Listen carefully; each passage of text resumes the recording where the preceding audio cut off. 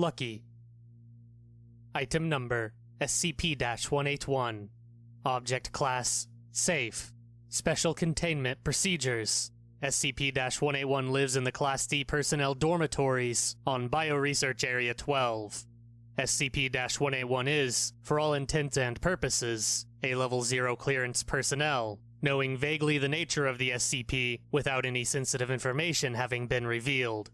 Researchers and surveillance staff are reminded to not single SCP-181 out of his Class D group. SCP-181 is to be rotated to a new dorm once a month instead of regulation Class D termination. SCP-181 is not to be submitted to any new or Keter-classified SCP testing sessions. Memo to all staff. In light of recent discoveries regarding SCP-181's anomalous properties, 181 has been transferred to Site-27-blank and placed in solitary confinement. All staff are ordered to take the fullest possible precautions when operating within the site. 181 is not to be allowed interaction with site personnel beyond the bare minimum to ensure survival and security. Dr. Knucklebone. Description: G.O., formerly LVD-87465, had been incarcerated for repeated offenses of defrauding the Nevada Gaming Commission. Following the 18th month of his life sentence, he was quietly moved to Armed Reliquary Containment Area 2, where he was initiated and assigned a Level D clearance. His first exposure experiment was with SCP-blank, and the results were bloody but expected. When LVD-65468 was exposed to SCP-blank, he rampaged and killed those in the room, but SCP-181 was spared when an armed response team put down LVD-65468.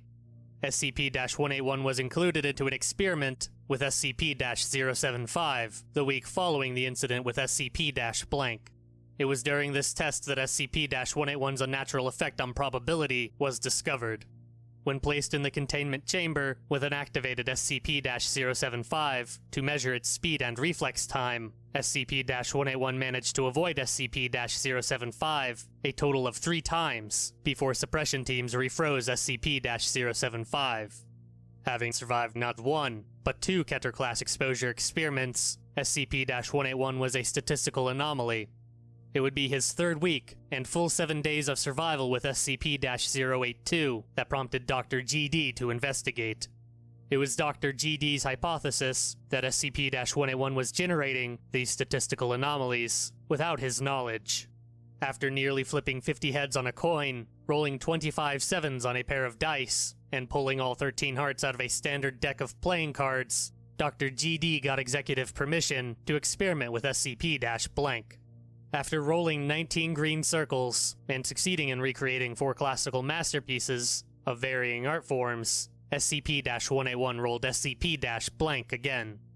As the object came to rest on the red triangle, the facility experienced a tremor caused by an incident with SCP-216, and SCP-blank fell in a green circle.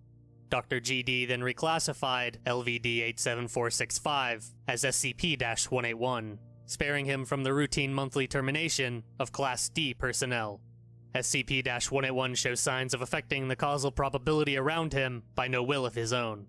However, tests show that efforts to remove as much chance from an event as possible reduce SCP-181's effect on the event.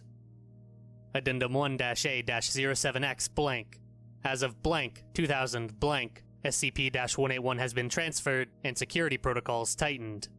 It was discovered by Dr. Blank in a recent audit that overall death and injury rates for Bioresearch Area 12 had increased in the time of SCP-181's confinement by nearly %. It is theorized that SCP-181's anomalous properties affect probability by data expunged. Chaos theory states that the potential effects of such interference could lead data expunged, worldwide scale. Further information is available only to personnel with clearance levels of 4 and above, due to the possibility of further redacted.